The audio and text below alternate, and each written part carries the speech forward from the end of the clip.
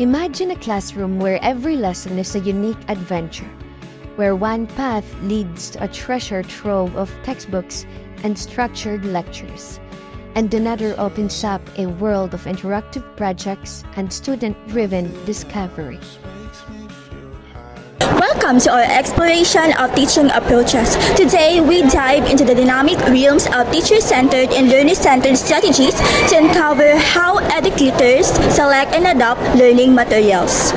Through insightful interviews with passionate teachers, we'll journey through the deliberate art of crafting lessons that is not only transform, but also inspire. Fasten your seatbelts as we embark on this creative quest to transform traditional teaching into an engaging educational experience.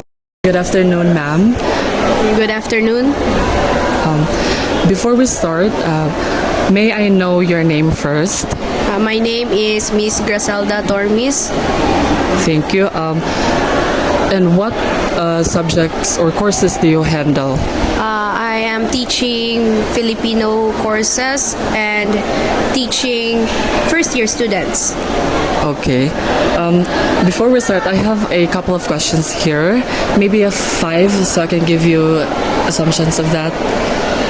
So here is the first question. Number 1.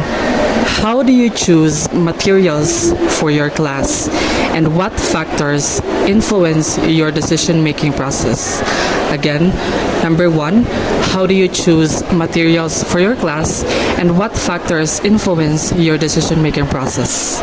Okay, so the materials I am using for my class is, for example, if we don't have the available PowerPoint presentation, then we can shift to Canva, as well as it really do affects the class because sometimes there are students who are audiovisual learners, so they can understand the lesson while reading the PowerPoint presentation. Sometimes there are certain factors that may affect the visual aids, if such as an example that the TV or the HDMI is not available, as well as the scarcity of the remote control for the TV.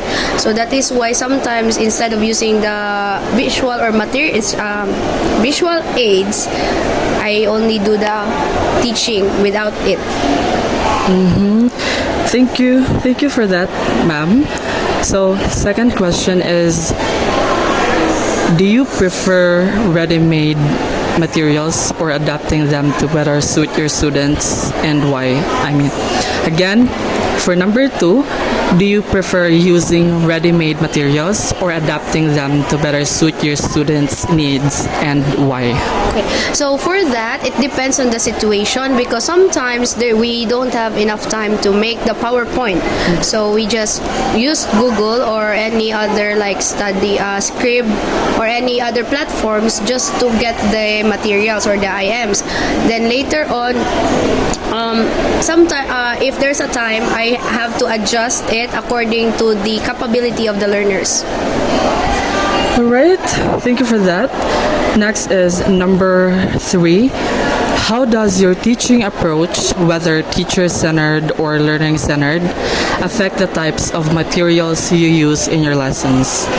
Number 3, how does your teaching approach, whether teacher-centered or learner-centered, affect the types of materials you use in your lessons?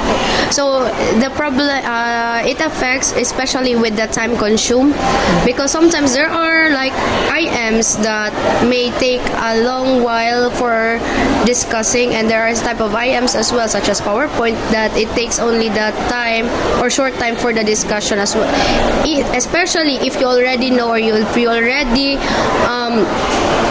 what do you call this one? If you are already like expert in that certain subject or a certain area. Thank you. Fourth question is, Can you provide examples of a situation where you adapted a learning material to meet the unique needs or interests of your students? Again, for number 4, can you provide examples of a situation where you adapted a learning material to meet the unique needs or interests of your students? So for example, during my ESL days, so I have to teach like Korean kids.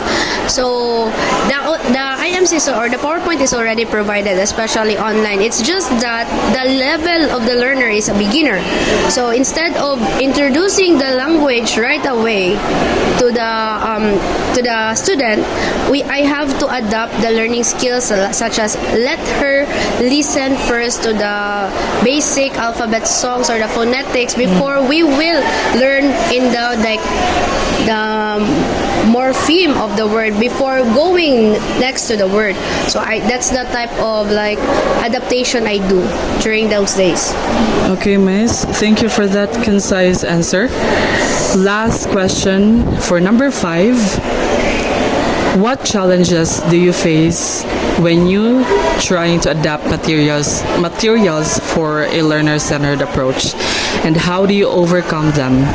For number 5, what challenges do you face when trying to adapt materials for a learner-centered approach, and how do you overcome them?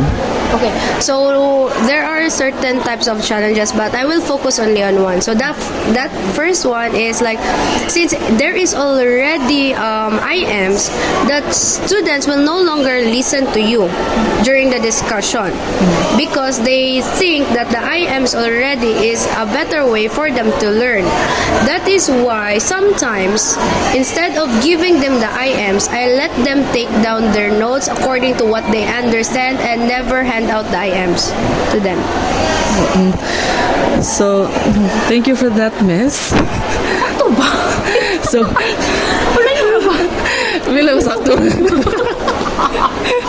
so, thank you for that, Miss, for your mostly your past experiences, your ESL teachings, your materials that you use. It's very effective and efficient.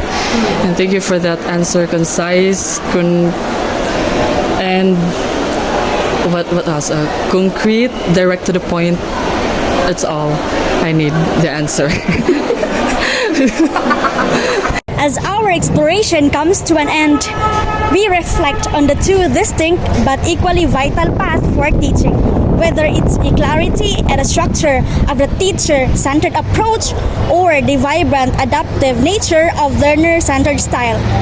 Each method both offers its treasures for students and educators.